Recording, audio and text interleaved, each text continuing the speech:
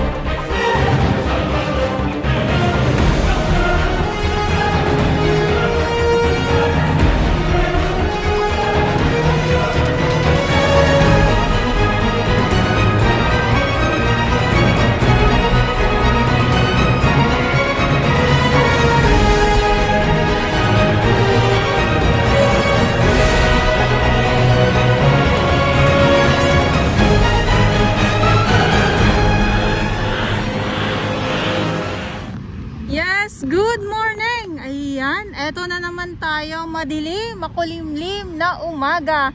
At nandito tayo ngayon sa Manila Bay Dolomite Sun.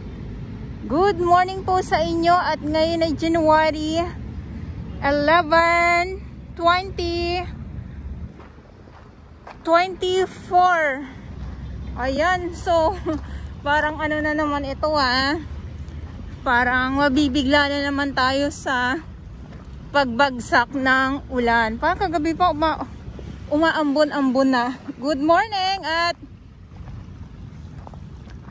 kamusta naman po kayo sa aking mga viewers na patuloy po na nakaabang? Wow! Nakaabang ng ating update dito sa Manila Bay Dolomite Sun at low tide. Yes. Eto na So ulitin ko lang, may mga viewers talaga tayo na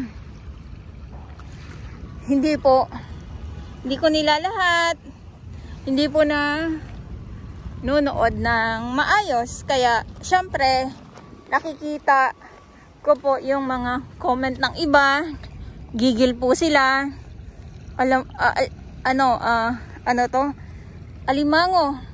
Alimangong bato. Yes, eto. Tapos mga halaan. Ayan, so naabutan na sila dito ng low tide. Halaan, Talaba. So yun na nga dahil yung iba kong mga viewers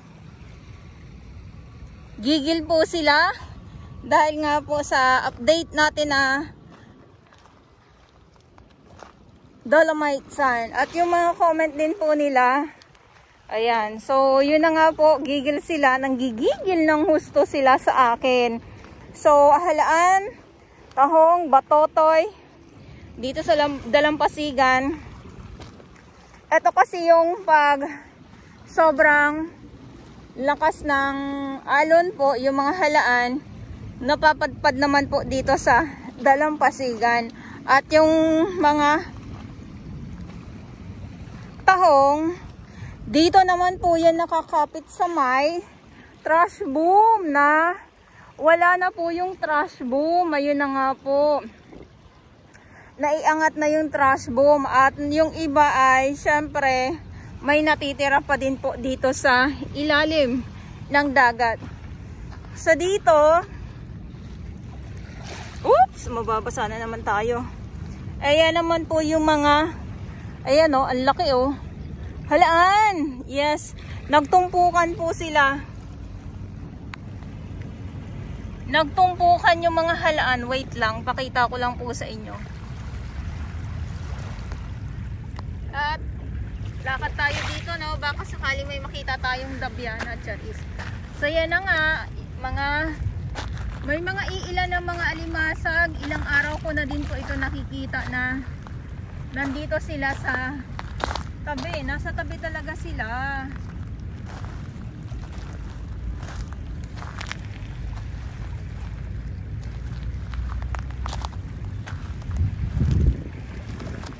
So ulitin ko lang po, no. Ito oh. Yan, mga maliliit na po 'yan. Ito yung geotextile na kung saan ay kumakapit po yung ating mga tahong. Yan yung geotextile po. So dito naman talagang pag maalon, grabe na paliwanagan ito ah.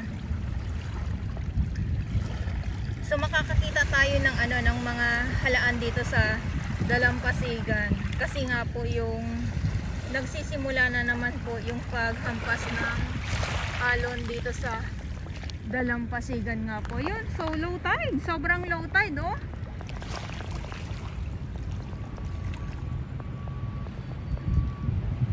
Pag ganito na umulan ng dire-diretso, dadagsa po ang mga lamang dagat na naman. Syempre, usaping Dolomite Sand tayo. Maraming salamat sa ating mga Manila Bay Warriors, Estero Rangers ng DENR, MMDA, DPS Mandaragat, doon naman po sa Manila Yacht Club,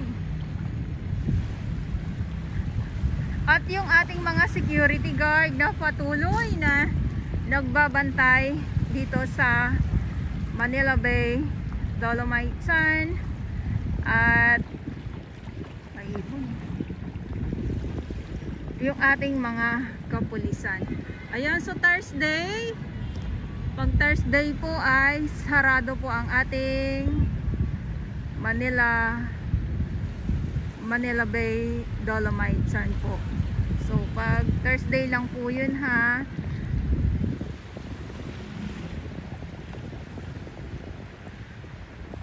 Ang dilim, kaya madilim din po ang ating kuha sa ngayong araw. Ang ating mga MMDA nandyan sila sa unahan. Lakad tayo doon. Silipin natin kung ano yung mga kaganapan or kung ano yung makikita natin doon.